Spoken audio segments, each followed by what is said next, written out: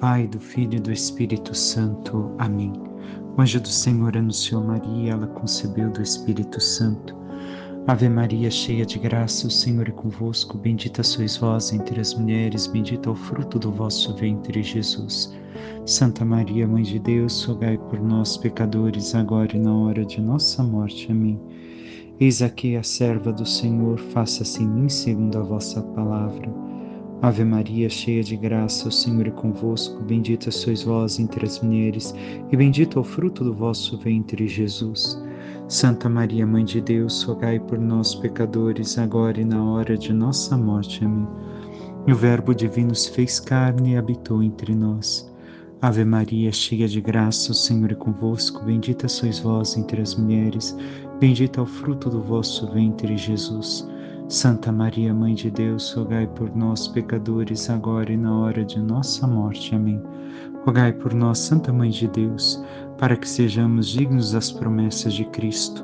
Oremos, infundi, Senhor, em nossas almas a vossa graça, como vos pedimos, para que nós, que pela anunciação do anjo viemos a saber o mistério de vossa encarnação, paixão e morte de cruz, cheguemos um dia à glória eterna dos céus, pelo mesmo Cristo, Senhor nosso. Amém.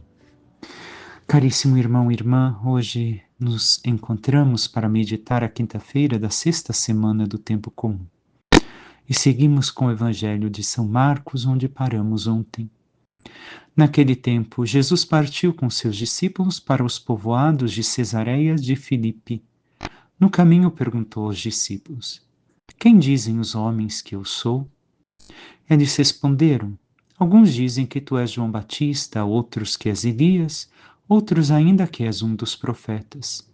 Então ele perguntou: E vós, quem dizeis que eu sou? Pedro respondeu: Tu és o Messias. Jesus proibiu-lhe severamente de falar a alguém a seu respeito. Em seguida começou a ensiná-los, dizendo que o Filho do Homem devia sofrer muito, ser rejeitado pelos anciãos, pelos sumos sacerdotes e doutores da lei, devia ser morto e ressuscitar depois de 3 dias. Ele dizia isso abertamente. Então Pedro tomou Jesus à parte e começou a repreendê-lo. Jesus voltou-se, olhou para os discípulos e repreendeu a Pedro, dizendo: Vai para longe de mim, Satanás. Tu não pensas como Deus, e sim como os homens. Palavra da salvação, glória a vós, Senhor. Caríssimo irmão e irmã, este evangelho já se passou por nós ao longo do ano litúrgico, mas hoje o que podemos aprender e talvez recordar para nosso questionamento na vida espiritual? Vemos que a pergunta que Jesus dirige aos seus discípulos continua até hoje. Na televisão, na rádio, nas redes sociais, na internet, muitos perguntam e dizem quem é Jesus. E muitos respondem como aquele povo diante de Jesus. Jesus é um grande filósofo, um grande idealizador, um grande isso, um grande aquilo, um grande social... Não! Esse é Jesus para quem ainda não teve um encontro verdadeiro e de fé com ele. Para nós, Jesus não pode ser esse. Jesus é verdadeiro Deus e verdadeiro homem. O Messias. Ainda hoje, em tantos lugares, ouviremos perguntar quem é Jesus e diversas respostas de quem é Jesus. Porém, para nós, Jesus é o nosso Salvador, o Filho de Deus encarnado, que padeceu na cruz por nós e nos salvou, e nos alcançou o reino dos céus, e nos chama à santidade. E devemos de compreender aqui as respostas que dão. Os discípulos estão dizendo quem o povo diz ser Jesus. E depois Jesus pergunta aos discípulos: E vós? E você? Quem sou eu para você? Jesus pergunta isso também para mim e para ti. Enquanto seus discípulos, enquanto batizados, aquelas pessoas que vivem a fé da igreja. E devemos de ter presente aqui para nós. Quem é Jesus para mim? É realmente uma pessoa? Ou é uma ideia? Ou é alguém para quem eu rezo, eu reconheço como Deus, mas não tenho esse contato, para saber quem realmente Ele é? É um milagreiro? Alguém que só resolve os meus problemas? Ou é um Deus que me amou e que eu amo?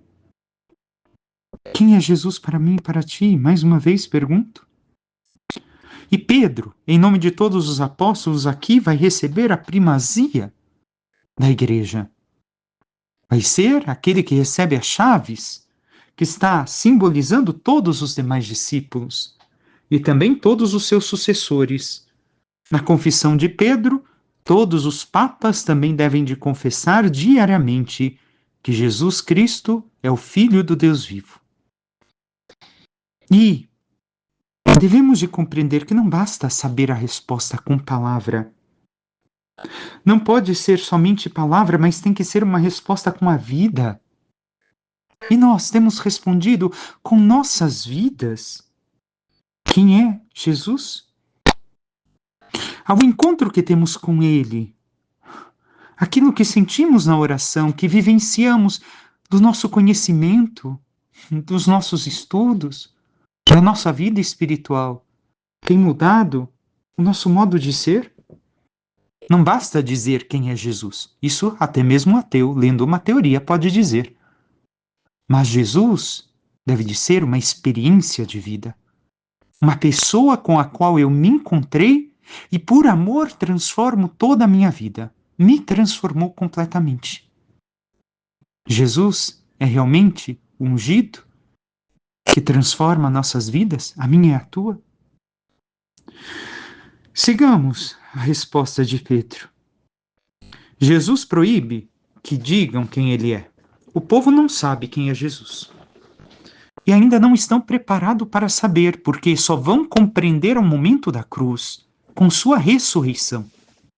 Por quê? Porque estão esperando o rei social que vai realizar todo aquele poder militar e salvar o povo de Israel. E não Messias Salvador, como ele veio, conforme Deus havia indicado desde todo o tempo. E assim, Jesus pede que não falem nada a seu respeito, mas começa a falar da cruz. E também está falando a nós, hein? Estamos caminhando no Evangelho de São Marcos, e este caminho também tem a ver com a nossa vida e nos recorda a cada dia a nossa experiência de vida cristã. A nós que estamos caminhando com o Senhor, Jesus também fala a nós que ele deveria de sofrer, ser rejeitado e depois morrer e ressuscitar depois de 3 dias. Mas fala hoje sobre si. Creio que amanhã ouviremos justamente o Evangelho, o versículo que segue. Quem quiser me seguir, negue-se a si mesmo, tome sua cruz e me siga. Então, ao falar de sua cruz, Jesus também nos prepara para a nossa cruz, para que nós o sigamos, para que nós vivamos este ato de amor verdadeiro que trilha um caminho. Mas a Pedro lhe dói escutar isso e começa a repreender Jesus. E Pedro sabe que é o Messias. Não é um daqueles homens que dizem Jesus ser profeta, isso e aquilo. Não, és o Messias. Foi revelado pelo Pai, pelo Espírito Santo a Pedro. E Pedro proclamou a fé da igreja em Jesus. E agora faz isso com Jesus. Por quê? Porque não quer que tudo termine com a cruz. Mas sem a cruz não vem a ressurreição. E aqui vou ler uma outra tradução, a tradução direta da Vulgata, que diz nesta frase, quando Jesus chama a atenção de Pedro. E tudo isso ele lhes declarava, ele abertamente, sobre o que Pedro, tomando de parte, começou a repreendê-lo. Mas Jesus, virando-se e olhando para os seus discípulos, ameaçou a Pedro, dizendo: Sai diante de mim, Satanás, que não tens gosto das coisas que são de Deus, e sim das que são dos homens. Vemos agora em contato com a frase que escutamos na leitura oficial do texto. Tu não pensas como Deus, e sim como os homens. Mas uma outra tradução, tu não tens os gostos das coisas que são de Deus, e sim as coisas que são dos homens. Estão esperando, ainda assim, sabendo que Jesus é o Messias, o sucesso temporal. Estes dias, por um acaso caiu um vídeo na minha mão, justamente de um pastor, estudante de teologia, criticando outros pastores que falam somente em prosperidade e que assim estão acabando com o evangelho. Por quê? Porque estão pensando nos gostos das coisas da terra e não nas coisas de Deus. E não nas coisas, como dizemos, sobrenaturais. Então, Jesus também dirige a cada um de nós esta frase. Esta frase dura. Se nós nos aproximamos dele com ainda este espírito de Pedro, antes de vivenciar a cruz e receber justamente o Espírito Santo em Pentecostes. Nós queremos um Jesus que resolva todos os problemas somente da nossa vida material e que não passe pelo sofrimento. Recordo uma vez mais o que tantas vezes disse: quem ama sofre. Quem ama sofre pela pessoa amada. E a mesma coisa, quem ama Deus sofre por causa de Deus. Porque para amar de volta e realizar aquilo que é necessário para estar presente neste amor de Deus por si, é necessário negar-se a si mesmo, morrer cada dia, deixar as coisas mundanas, pensar como o mundo, pensar como os homens e passar a pensar como Deus. Ter gosto pelas coisas sobrenaturais, as coisas de Deus. E aqui cabe esse questionamento. Nós temos gosto das coisas de Deus, pensamos como Deus? Ou temos gostos pelas coisas meramente humanas e somente materiais? Pensamos como o mundo. Jesus chama aqui, recordo uma vez mais, porque lembro de ter falado uma vez, Jesus chama aqui Pedro de Satanás não porque está possuído pelo demônio, mas porque tem gosto das coisas mundanas, das coisas humanas, e não das coisas divinas, e não do sobrenatural. Nós, o que mais temos gosto? Buscamos as coisas sobrenaturais, as coisas do alto? Primeiro o reino de Deus? Ou buscamos somente em Jesus a solução para os nossos problemas temporais? Não é que não podemos buscar, mas não pode ser o único sentido de Jesus, como até então era para os seus discípulos, que ao caminharem para a cruz e ao passarem por todo o sofrimento e ressurreição de Jesus, vão compreender melhor. Nós devemos de compreender que a cruz é necessária para a salvação. E o sofrimento existe na vida de todos os que amam. Um pai, uma mãe que amam seus filhos, o noivo que ama a noiva, o namorado, a namorada, o esposo, a esposa, sofrem pela pessoa amada. E nós estamos dispostos a viver para as coisas de Deus e a morrer para nós mesmos a cada dia? O Salmo 102 nos diz: o Senhor olhou a terra do alto céu, no seu refrão. E, mais adiante, para as futuras gerações se escreva isto, e um povo novo a ser criado louve a Deus. Ele inclinou-se do seu templo nas alturas, e o Senhor olhou a terra do alto céu, para os gemidos dos cativos escutar, e da morte libertar os condenados. É para nós, em especial este trecho, todo o Salmo, mas em especial para nós. Por quê? Um novo povo a ser criado louve a Deus. Nós somos um novo povo. Criados agora à imagem e semelhança de seu Filho, pelo batismo, pela ação do Espírito, tornados filhos no Filho. E ele olha do alto céu, escuta os gemidos e liberta da morte os condenados. Se nós nos colocamos nos seus caminhos, se nós vivemos como este povo novo, liberto do pecado, conduzidos por Cristo ao Pai, e nós, mais uma vez pergunto, ousamos, nos esforçamos em viver assim? Passemos agora à primeira leitura. Voltamos ao livro de Gênesis. Deus abençoa Noé e seus filhos, dizendo-lhes: sede fecundos, multiplicai-vos e enchei a terra. Vós sereis objeto de medo e terror para todos os animais da terra, todas as aves do céu, tudo o que se move sobre a terra e todos os peixes do mar. Eis que os entrego todos em vossas mãos. Tudo que vive e se move vos servirá de alimento. Entrego-vos tudo, como já vos dei os vegetais. Contudo, não deveis comer carne com sangue, que é sua vida. Da mesma forma, pedirei conta dos vossos sangue, que é vida, a qualquer animal. E ao homem pedirei contas da vida do homem, seu irmão. Quem derramar sangue humano por mãos de homem terá seu sangue derramado, porque o homem foi feito à imagem de Deus. Quanto a vós, sede fecundos e multiplicai-vos, enchei a terra e dominai-a. Vemos aqui que Noé e seus filhos recebem a mesma bênção, as mesmas bênçãos de Adão e Eva, depois de terem passado pelo dilúvio. A fecundidade, o domínio sobre a terra e uma nova disposição divina que é se alimentar dos animais que até então, segundo a narração bíblica, antes da caída do paraíso, somente as plantas eram alimento. Antes, no paraíso. Tenhamos isso claro. Com a queda do homem, Deus orientou que o homem necessita se alimentar dos animais.